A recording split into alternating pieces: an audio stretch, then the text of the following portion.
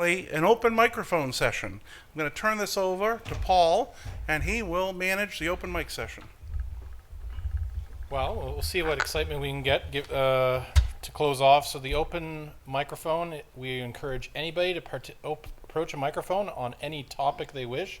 We'll be having one today and one tomorrow after our members meeting. So we generally like just topics that you might bring up to be a bit more policy oriented, but we're very lax on the rules.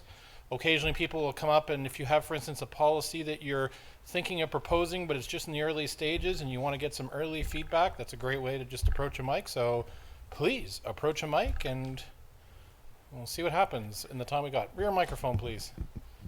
Joe Oliveri, Root Level Technology, Houston, Texas. Just want to thank ARIN for the ARIN on the Road program. That was a huge deal for me. We've been members of ARIN for years and have done absolutely nothing with it but look at it as a hassle to jump through hoops. When Susan came to Houston, it was just convenience that I had the time to actually go to it. And I want to thank you all for awarding me the fellowship. I've learned so much just in the past 2 or 3 days and plan to become more active. And so just ARIN on the Road works. Thank you. Thank you very much for that. Thank you for the feedback. And, well, me first. Thank you, and thank you to Susan and her team, because I have attended many of those events myself, and they are great successes. I think we're in year 4, 5 of them now? 5 years of? 8. 8 goes fast. I was going to do the same so thing. A good thing just goes so quickly. Yeah, we've been doing them for years, and they've been an extremely successful outreach attempt. If you have an idea for a city where one might be hosted anywhere in the region, Susan is always looking for, especially if there's events that you might want to host them at, because we try and do about 5 or 6, sometimes 8 a year. So, but yeah, thank you very much to Susan's team. They're great. A round of applause for Susan. A round of applause for Susan. Sure.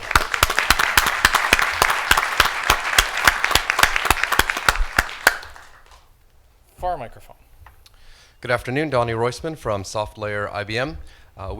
We saw a great talk the other day, a great update from Leslie where she gave some stats on transfers, number of transfers, number of transfers are completed, percentage completed, etc. And speaking to one of the lunches, we had a question around the table as to how many transfers has ARIN had to reverse in the past number of years? So transfers that have gone through, but for some reason had to be turned back. After they've been approved? Sorry. Yeah. Okay. Yeah. So we work hard to try to vet these things up front because it's so much easier. And when you ask, if any of you have said, why are you asking for that in a ticket? Well, okay, this is why.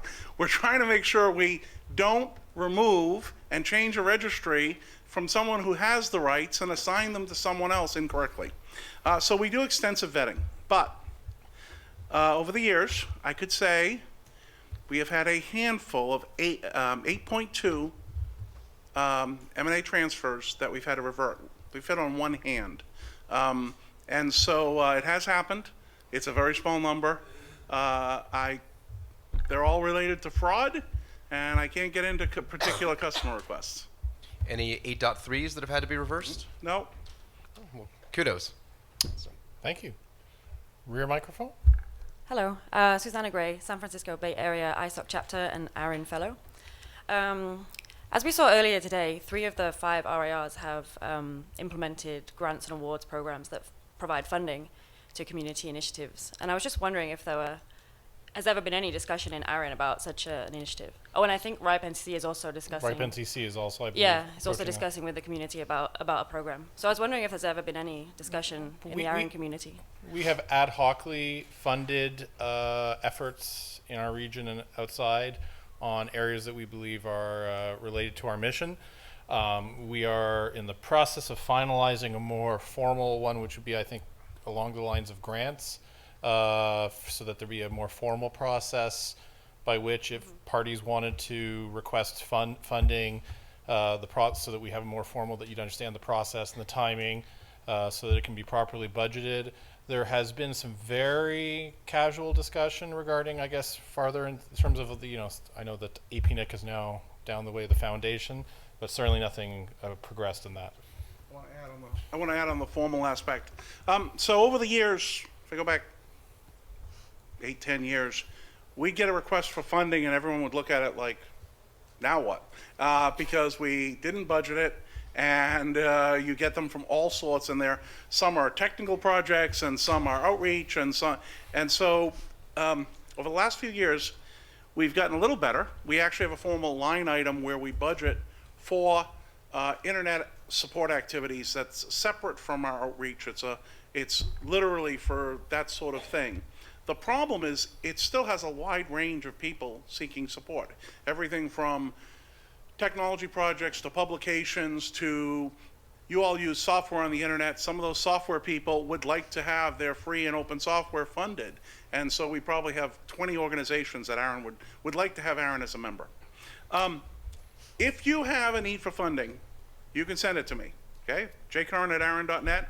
In case you haven't figured it out, it's all over the place, but you can send it to me. We batch them up.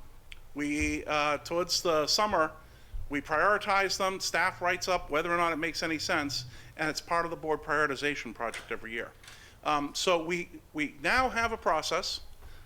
If you have a need for funding, we're happy to consider it. I will say, last year we turned down every one of them. Now that's probably not a great track record, but we're in a situation right now where we've been trying to catch up with the engineering work.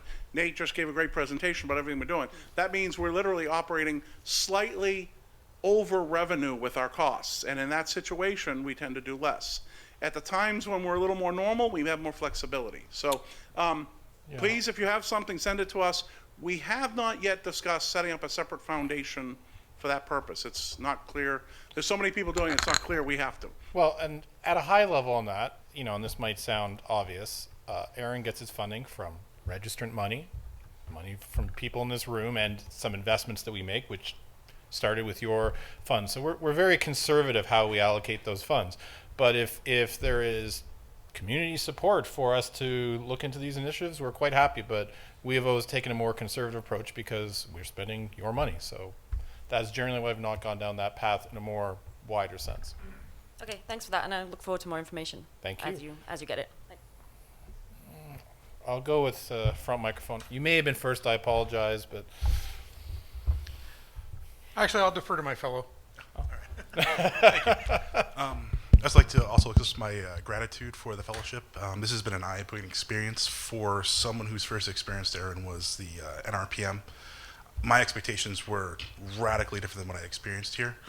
My second question is, I know there's a lot of discussion about the narrow definition of community networks, and then there was a roundtable discussion. I was just wondering if there's any results from that discussion. So on your first question, second question first, if anybody was at that lunch topic and would like to volunteer to give a summary report, we'd appreciate it.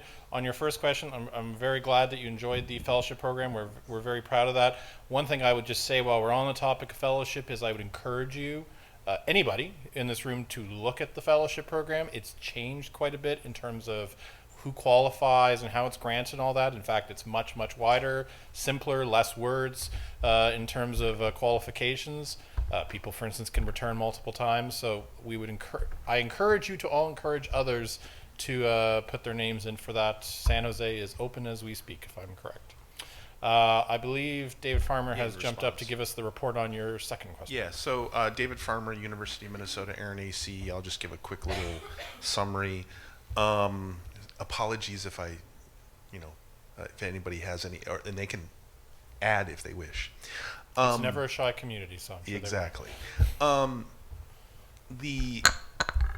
There was a fairly strong opinion that we should change the 100% volunteer requirement. There was a number of discussions, wide-ranging, on what else can be done, and I wouldn't say there's a strong conclusion. There was a number of community network participants there that they basically, the real answer is they didn't know it existed. They probably didn't even know ARIN existed most of the time, or if they knew ARIN existed, hadn't actually looked at any of the policies, or because assumed that it was just about servicing ISPs and that they couldn't get address space. And so there's there was some definite ideas on and discussion about how to maybe do some better outreach. One of the things that was brought up was the ARIN on the Road events, and seeing if we can get the community, some of the community network activists for an area into those events, and trying to get the invites out to the right people. Because again, it's the right people knowing about it at the right time. And so we're sort of thinking about some of those things, and then I'll step away. Okay, on the topic of community networks, if there is others that would like to give input, I think one of the challenges, please approach a microphone, and could those at microphones, as someone approaches, yield to those wanting to talk about community networks for a couple of minutes? I guess one of the challenges I'd say is that we are just trying to understand what are the current problems. You know, there was a great amount of work, as Kathy noted earlier, to try and years went past trying to bring the text to where it was, and clearly it was not in the end useful either through knowledge of its existence or just the application of it. So now would be a great time to approach a microphone if you'd like to speak to community networks. My apologies, I also recognize you in a minute. Community networks at the rear microphone. Yes, so my name is William Michael Cunningham. I'm here with ICANN Naralo. I was at the community network table. One of the things I wanted to point out was the issue with respect to the signing up for community network discount services. There apparently is no button on the sign-up page that you can click to say that you're applying for community network status or services. Now again, I don't know this, but this was one of the interesting things that came up as part of the discussion. The second, I think, key point out of the discussion, as I got it, was a recognition of the value of the intent with respect to community networks, an intent and a value that's growing with respect to the social return that we expect to see from community networks. So a little commentary, if you've haven't been around the community for many years, you know, the threshold you had to do to get a block of address space was much higher than it is now. And we would see a lot of community networks coming in saying that the threshold was too high for the small, what typically were very small organizations. And my understanding was that the community network's proposal at that time was much more oriented towards trying to make it so, you know, the size of networks these people were operating could qualify for space. Really, there was also some discussion regarding discounting and whether they would qualify for a lower rate. In the end, that doesn't really apply right now for rates. So really, all the current one does is, as far as I read it, is just making it easier to qualify. And it's not even sure, given that all the other thresholds have lowered and around it, that it is much easier.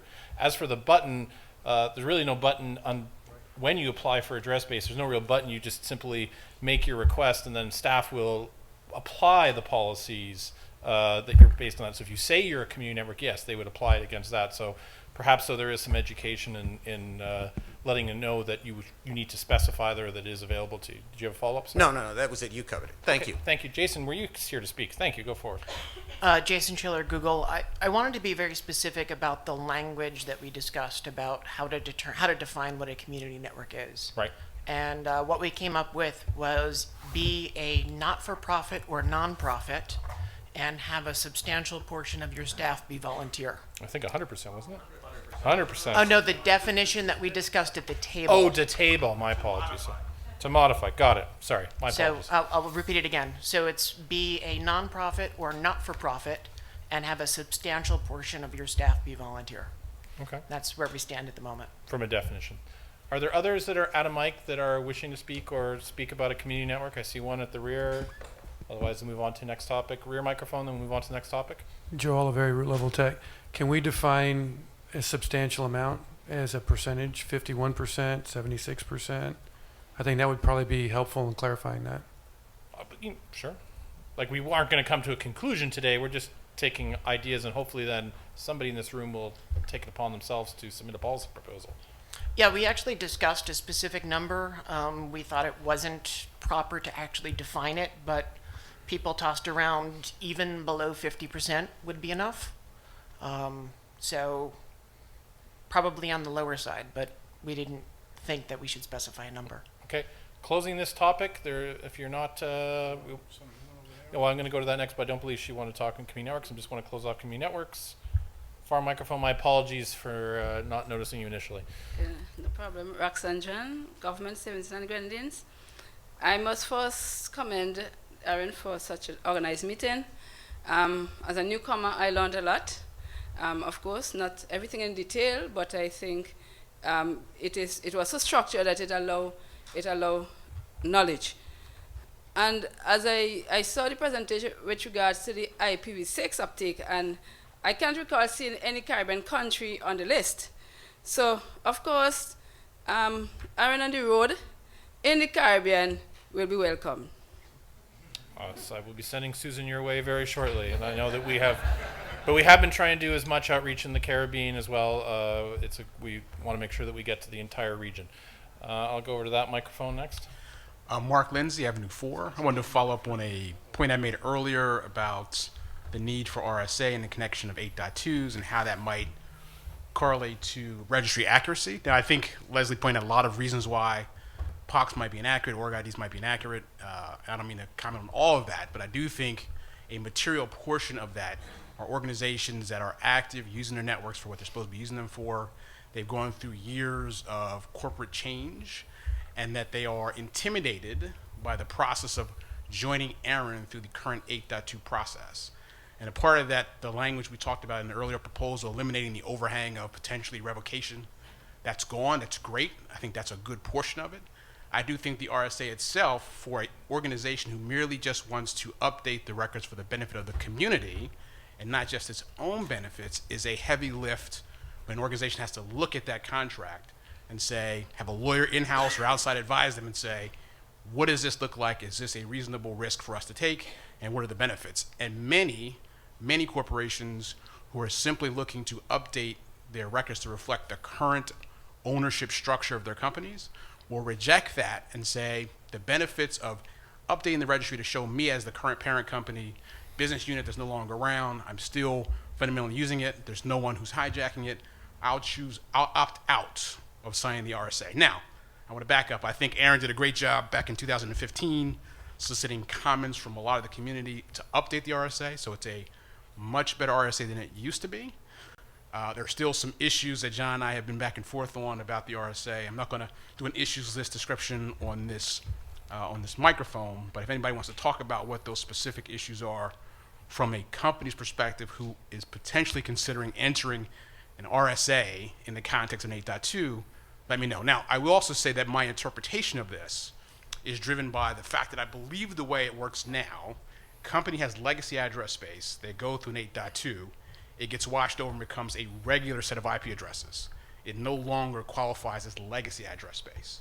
So the RSA would operate on them like they are a regular number holder after they've gone through an 8.2 process for the benefit of updating the registry for the community. So that implication, and along with what that means to changing their rights portfolio, is meaningful to many companies. You can agree or disagree as to whether that's correct, but it is definitively shaping the behavior of many companies who choose not to go through 8.2. So I just think my one general comment on RSA would be obviously one of the board's key roles in the executive team is to manage risk from our side of that, and that's where we've come. Having said that, we have, as you noted, we've been evolving the RSA based on feedback. We encourage you and anybody else that has feedback on how we can, make the RSA better for both sides. Was taken. I don't know if John, you want to address any of the specifics of this concern on executing it on a change for a legacy. As you noted, we did a major push in 2015 to harmonize the RSAs, both. So now the RSA and the legacy RSA are the same document. We've removed, to the vast extent, the revocation for lack of use, and so there may be, and we actually made very clear the rights that are provided, okay? And we've put in durable terms so that we can't arbitrarily change the agreement without going to the community. So it is true that someone looking at the most recent RSA could say, given the rights you're giving me and giving whatever residual risk there is, I don't consider it a fair trade-off, and that's possible. But I will say that a lot of the risks that people were dealing about, a lot of the concerns that people had, don't exist in the present RSA. And I recommend if people are concerned one way or another, a legacy holder, that look at the current one And if there's a problem, let us know. Let us We're know. happy to hear. Preferably an open mic. And I will definitely take you. We talked about. I'll definitely take you up on that.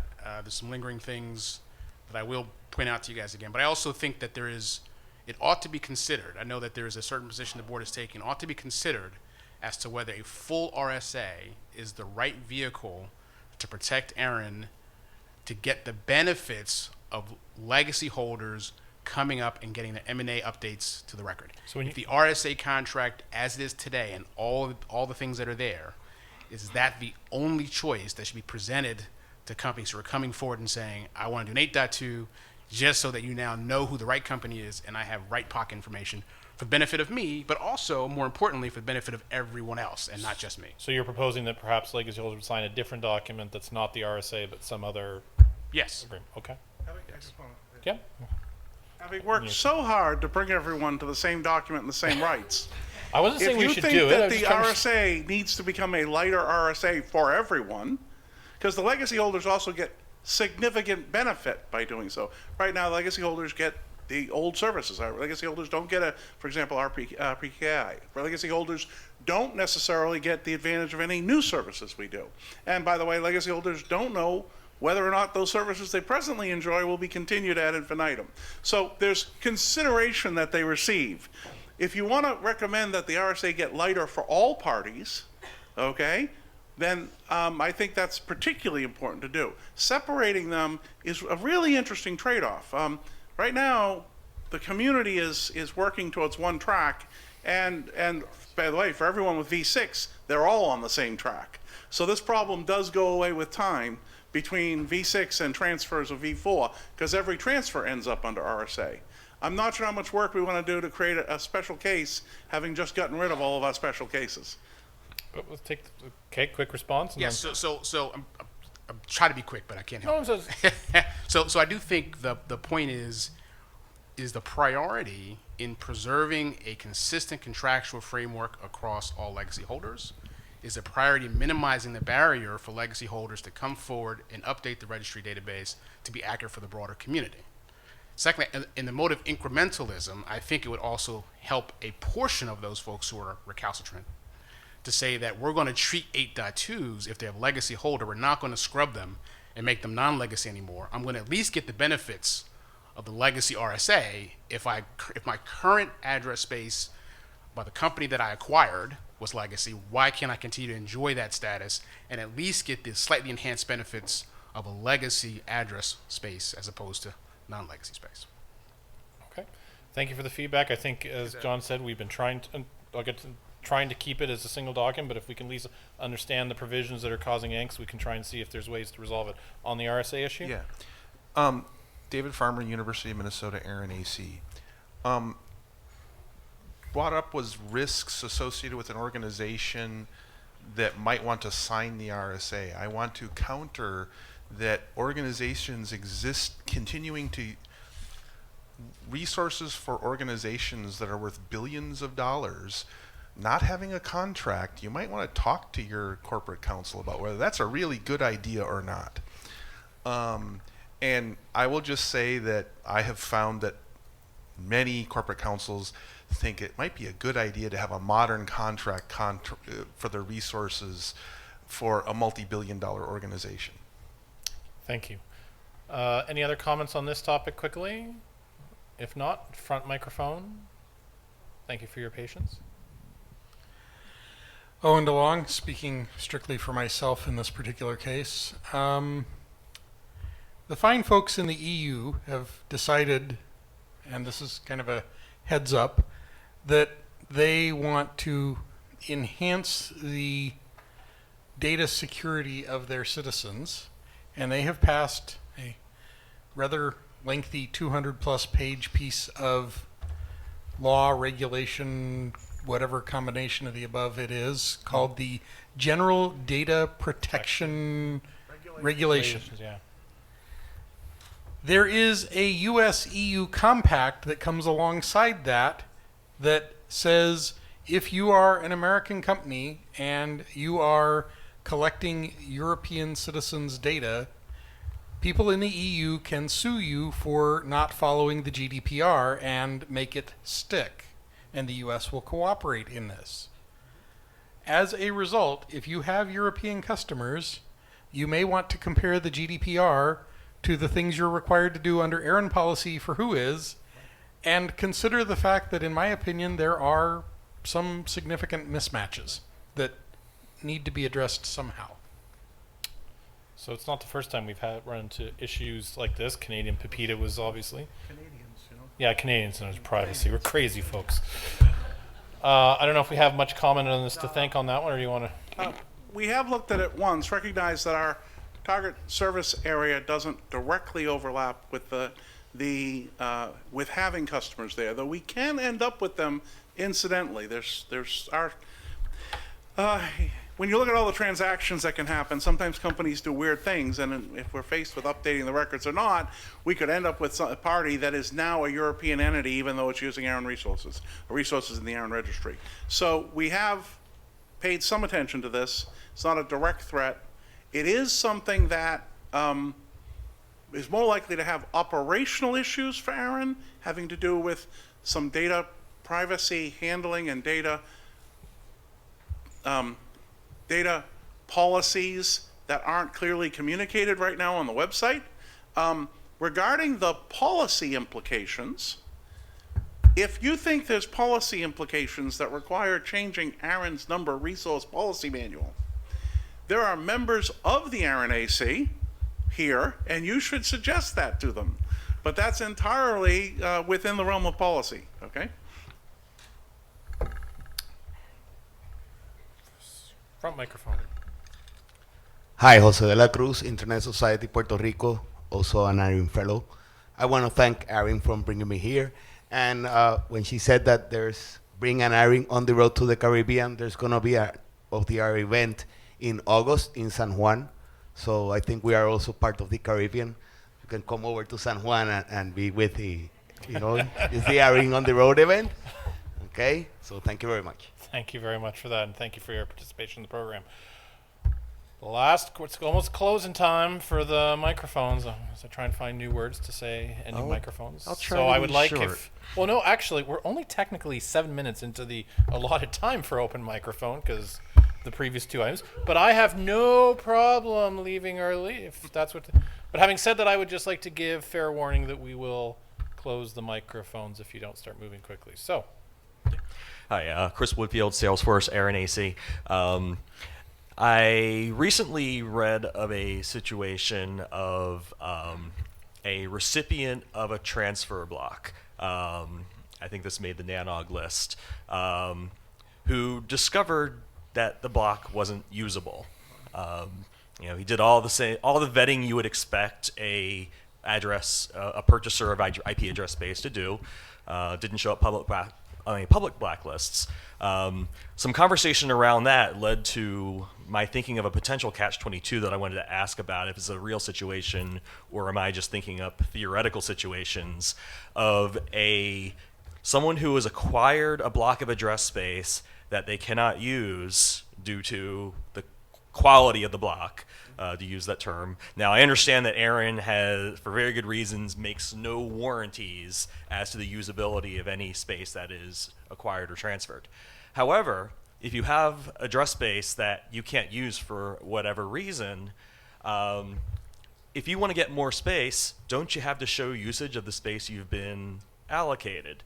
And what happens if you can't do that? I will yield it to John, and then I think I see Jeff also trying to interject. Specific response. John, go quick, and then Jeff.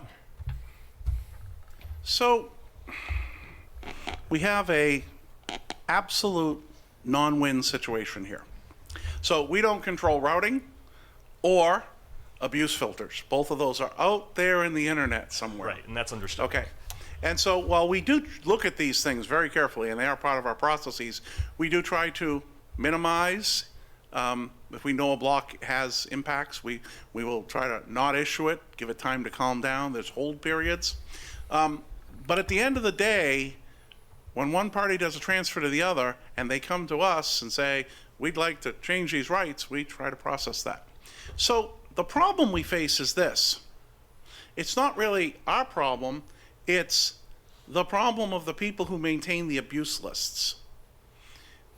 Jeff, a wonderful, nasty spammer, has rights to an address block.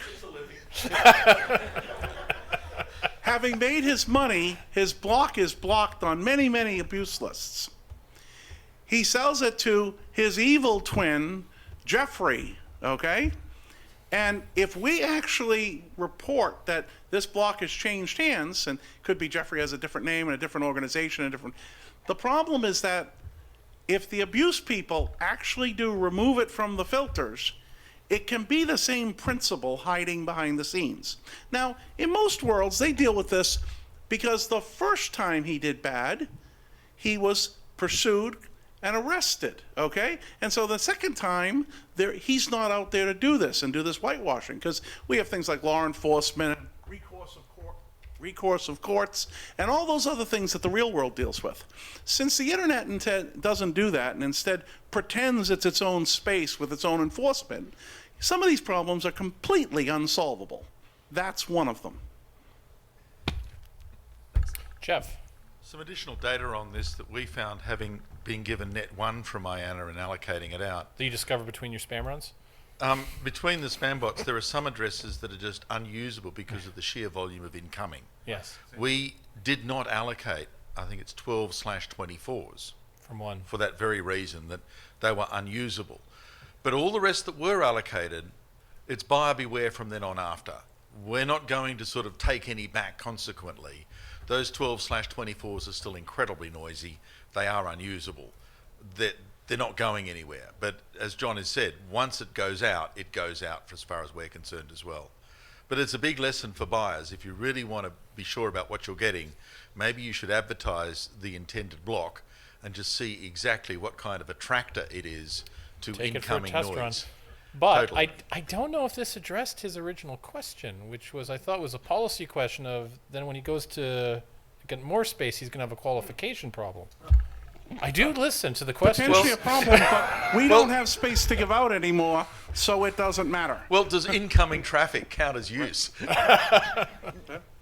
Just to clarify, David Farmer, University of Minnesota, ARIN AC. I don't think the question was, can ARIN give you more space? It's, can you get another transfer? So you bought from Evil Transferer 1 and learned your lesson. Can you buy from will you qualify to buy from Evil Transferer 2 or Good Transfer 2? Because you haven't. The problem is you haven't used the address space because it's unusable. You have effectively put yourself down the end of a one-way street, which is a dead end. I'm very sorry. Currently, the policies as ARIN has them doesn't allow a way out of that. So this does raise interesting questions for the AC and potentially staff on whether or not there's a gap here. I don't think it's something we've hit yet on a regular basis, and as you say, it may have been a bit of hypothetical. Kevin Bloomberg wishes to speak on this topic. Kevin Bloomberg, The Wire. So on a humorous side, you could give back 7/24s to IANA and fix the other problem. But in all seriousness, years ago, this is not a new problem. 69.x was a swamp space of unroutable for many years until a big provider started using it, and suddenly everybody wanted to make sure it worked. So one of the options is to give it that space or loan that space off to somebody who can get it cleaned out for you fairly quickly. Incredibly, when webcasts or whatever might need to be available to the world, that space will suddenly get fixed up. Okay. Andrew, I guess you've recanted on that? All right. All right. And unless there's anything else on this topic, we'll move to the next microphone, front microphone, then back. Brent McIntosh, Cable and Wireless Grenada. I'm also a first-time fellow from the Caribbean, and I just want to reemphasize the importance of, understanding policy and how ARIN impacts, business organizations. Also, you're having to review and look at my own local WHOAs. I've discovered that there are two resources that we need to recover in our organization, and ARIN is actually going to make back the money that they spent to get me here because of the back payments. So I am going to reapply. I am going to reapply for the next one. But again, I just want to say thanks. This was an excellent experience for me. Thank you very much, and we hope we'll see you again in the future. All right. If we don't see anyone moving the mic, this will be the last comment at the rear microphone. So, Scott, part of the Norello GA. Just an appreciation for the small things. The technical staff out front available to help meant that I recovered my ARIN account, fixed 6-year-old stale records that were incorrect, and got my name off an ISP I haven't worked with in 6 years. So, thank you very much. Thank you. Thank you very much to our staff as well, who do a great job on that and just the meetings and all that. John wanted to get in next. Just one thing. He Could you did put get up in my before you slide got deck? to the microphone. For those people who have projects they'd like ARIN to fund, if you go to About Us and you go to Corporate Documents, you'll see a process for funding ARIN external projects and entities, and it says sort of what I said. It says, please direct your funding of staff to the ARIN staff at info@ARIN, and we consider this in waves. I just want people who have projects who want to submit them on the ARIN website. There's a process. Feel free to follow that. Okay. Thank you. For a microphone. Hi, Kathy Andersen. He's not in the room, but I'm still going to do this. So for those of you who don't know, a really active member of our community is changing from the FBI to the civil society, and he'll not be participating as actively or at all in the process of basically representing law enforcement here in this forum. And I just want to thank Bobby Flame for all the hard work.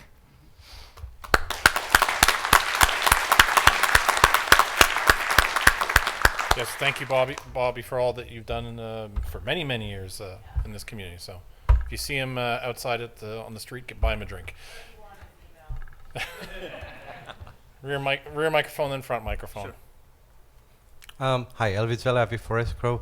While working on some slides for a future presentation, I've noticed some inaccuracies in how ARIN presented some of the transfers, and I've actually presented this to ARIN, and I would like to thank the staff that immediately fixed this overnight. So thank you very much.